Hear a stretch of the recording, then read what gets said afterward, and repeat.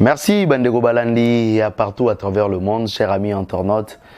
Boye imala muna tindika télévision, chaîne Nabino Oyo, et bete la rabino masolo, boye bi ya politique, masolo et talaka société sociale, masolo et talaka vraiment na Congo.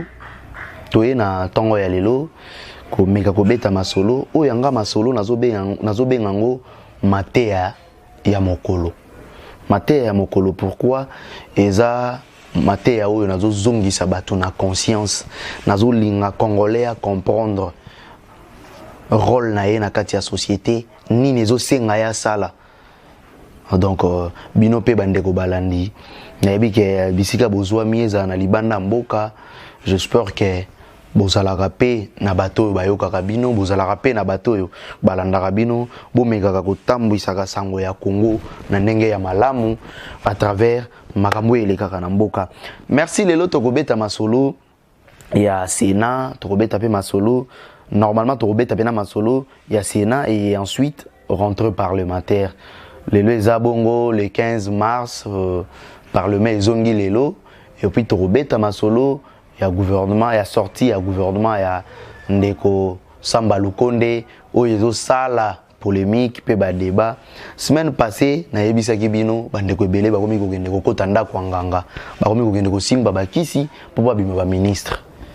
Mais mboka oyo Félix Antoine Tshisekedi atikaka ngo na maboko ya Nzambe, pe biso nyonso tondimaka mboka oyo na maboko ya Nzambe ekosala ke mboka na biso ekende liboso. Tokota na masolo etali Sénat, ndeko Bahati Lukwebo akendaki bongo kokuta na bongo na président de la République.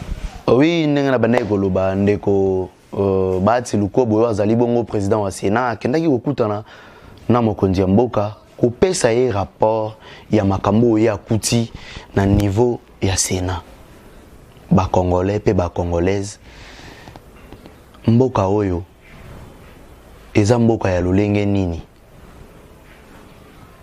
Institution nyonso ya l'État ezalaka na budget nango oyo bachaka tout autour ya ne oye faire marcher institution wana. Ndeko Bahati tango avandi na kiti na ya bokonzi ya Sénat aye komona ndeko Alexis Tambwe Mwamba na bokambi na ye Sénat ezalaki bongo na niongo ya 17 millions. Nga na mituni na mboko oyo baniongo ezalaka ya ba millions, bandeko baniongo ba 2000 francs ezalaka te. Pona nini ka baniongo ba millions?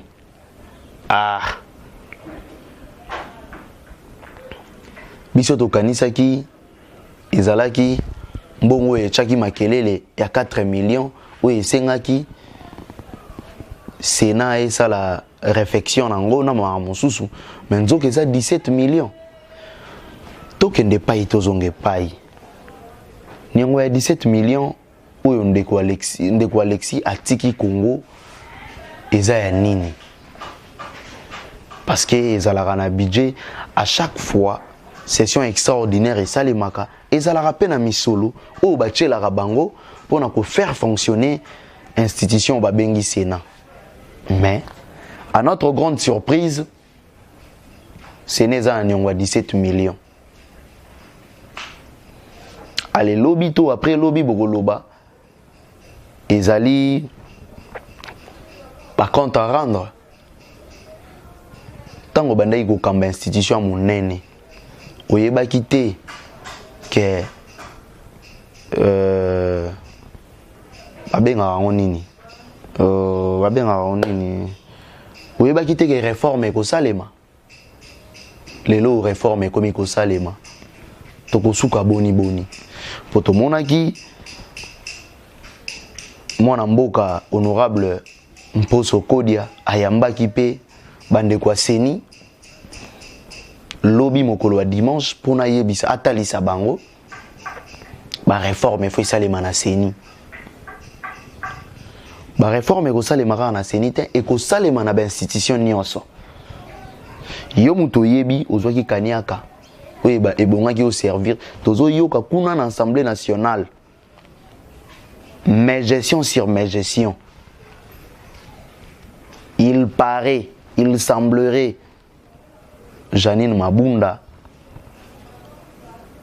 Nabokambi na ye, mais gestion esalemaki mingi.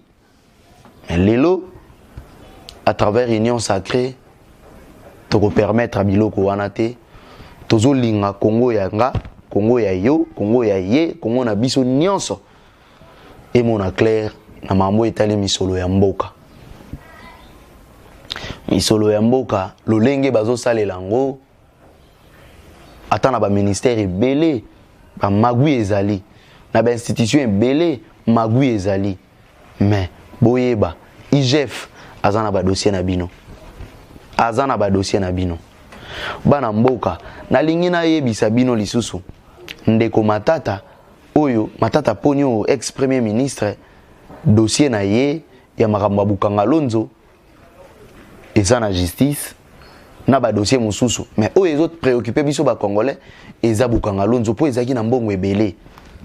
Mais tozo yoka, mwana mboka Matata Ponyo, a démissionnaki na PPRD, na FCC, toyoki, ba nommé ye, na institution moko, na mboka bapaya na Guinée.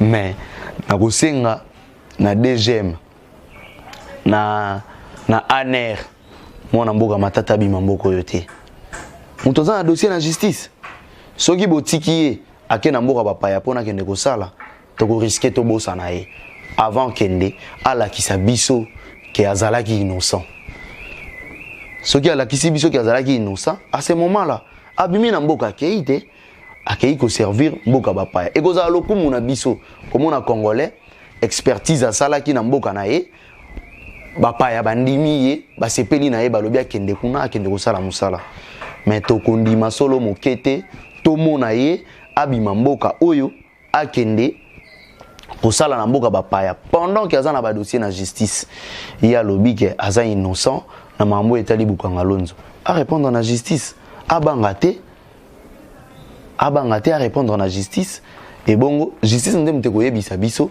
aza innocent to aza innocent te soki aza innocent to ko betele maboko ba salité nyonso batu babambaki ye o batu bakolaki ye ekolongwa mais soki aza innocent te place oyo akozoba problème ne nini to kozonga na gestion na ye ya 4 ans pendant kozala premier ministre. Parce que non seulement Bukanga Lonzo, ba dossier kozale belé na gestion na ya 4 ans. Toza na posa pe mwana mboka Chibala aya ko répondre na justice parce que il semblerait mwana mboka Chibala tango ba péché na IDPS ba ye na côté na ngambo wa Kabila azalaki locataire mais lelo le gana immeuble ba chao ya Chibala bazong sawe ya bana Chibala biso yaka kotika batu na mboko oyo non seulement mwana mboka Chibala mwana mboka pe muzitu makamune elala kaka boye justice ango ya mboka oyo tozolobe komi indépendante toza na besoin ba justice ban dossier ya ba 110 maisons elimwa kaka boye tala ba dossier ebele IGF pe aza na ba dossier ebele tozo senga vraiment musala nango esalema tokoki kosilisa masolo na biso ya mateya ya lelo te sans to aborder masolo ya mwana mboka Caleb Mutonde. Caleb amonaki ye elombe te mais lelo elombe akomi koluka mwana mboka kitenge Yesu o azali conseiller spécial au représentant ya chef de l'État pour na kokende kosenga ye akota makambo na ye merci na mwana mboka kitenge Yesu oyo alobaki na ye akende ko répondre na justice. Congolais telema balingi bakosa biso na masolo ya tribalisme lelo oyo famille ya Caleb Mutonde baye na masolo ya koyebisa biso pression oyo papa na bango azo sibir ya omteza à la raison ya disparition na ye wana etali biso te toza na posa na ngote eza makambo ezosala ke non a disparaître ah bon tanga kendaki koluka mwana mboka kitenge Yesu wana disparaître te po wana déjà na ndaku abandai komona na te bino bolimbo yo yela biso masolo ke bino bana bo se plaindre oh bozana bino bokanti bozana numéro papa na bino te bo benga ye boye bisaye à répondre à la justice. Ce qui est innocent, na bandeko ba fundi justice ko la kisaki aza innocent. Bino kanti bandeko ba fundi bazana influence mo na justice. Justice o ya lelo, eza justice o ya lobité. Moto azana influence na yango azati. Biso nyonso tozana ndenge momoni balance wana ba chaka ya justice. Nanu eten banda o tozobeta masolo état de droit nanu etengami te. Soki etengami tokoya koloba ngwa. Tokoya koloba ngwa. Mais jusqu'à présent, ils ont toujours donc naître tozana posa ya mwana mboka Caleb Moutonde à répondre à la justice parce que y a kambaki aner lobby à ko justifier ngo ndenge nini moto akambaki aner il semblerait abandé kotinda bo tubela ngai mwana wana jekoko mbeli na likolo ba ko tubaka jekoko mbeli na likolo azoyoka pasi azoyoka douleur mais yo moto pesa ki ba instruction wana bana mboka bazie belé o bafundi yo na kotanga natangi kaka jekoko avant natanga même ta ba plainte eze belé mimonisa oza moto alokumu na rappeler yo okambaki institution monene na mboko lokola aner ekozala soni soki bakangi yo ba humilier yo baya kokanga omoni mende tango bakangaka ye bazo tombola ye bazo kotisa na mutuka ezalaki soni mwana mboka Lambert Menda tombo alobaki yo polingi bakanga yo basimbobwe lokola mukamate basimbobwe batombola yo Caleb na lolendo zalaka nango Caleb na reno nyonso osali na régime Kabila bakanga yo boye bakango boye Caleb sala en sorte o mikende komitika répondre à la justice justice otozomona lelo eza na intérêt te et bambelo ba grief eza na intérêt te et koselo makambo sala en sorte innocence na yo et la kisama pour ndengo bandi ko kende ko négocier c'est que d'une part oyebili kambo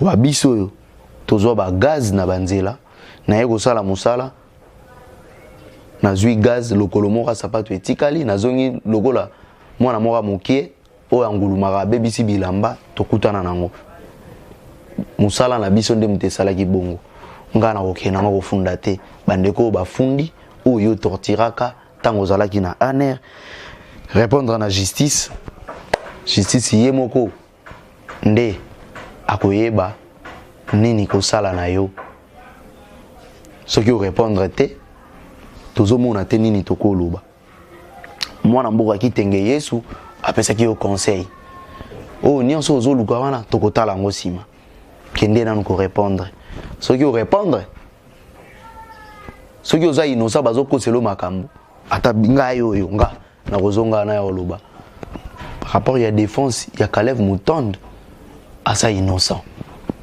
botika kokosela nga na koya koloba soko lakisi biso pièce contre pièce ou ezolakisa innocence na yo nga pena na koya koloba pe na kozala moto ya liboso na kotambola na bandeko tolakisa innocence na yo justice eza nango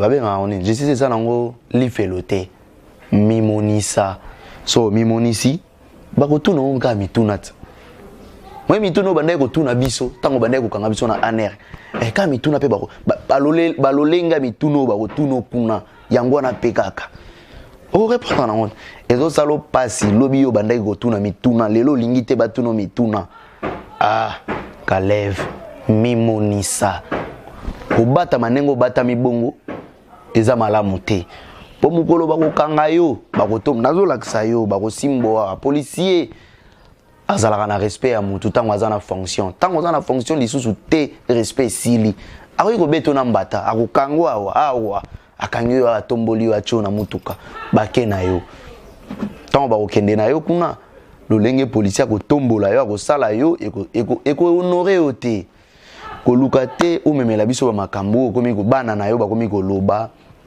ba komi ko lela ke papa na bango azomona na te papa na bango boye boye tant batinda ki invitation à liboso yo mo mto boye ko répondre ya mi balé au boyi wana ba retirer ba policier ba bandai ko bazaki na résidence na yo pozaki balobai ba tcha na résidence surveillée PG j'informe aussi na bandeko ba Olanda biso moi na mboka Kalev Mutonde alobaki azana confiance ya magistrat azaki na dossier na été ba changer magistrat allez yo komiko kende ko négocier na kitenge Yesu.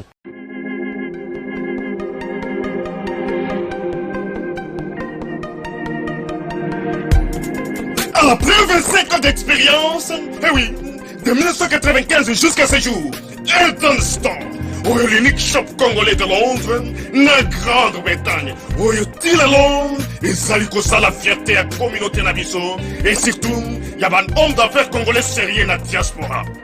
Oh yes, yes, yes, yes. C'est créé Elton Store et Sali Kakamoko, le sérieux, accueil, na service qui t'a qu'on a client naïe. Avec ma produit naïe, où il y a première classe, il y a qualité supérieure. Oh, il y a ma bombe à Eden Store. Oh yes, mon crime bimbe yeba. Ma maman à Londres va confirmer.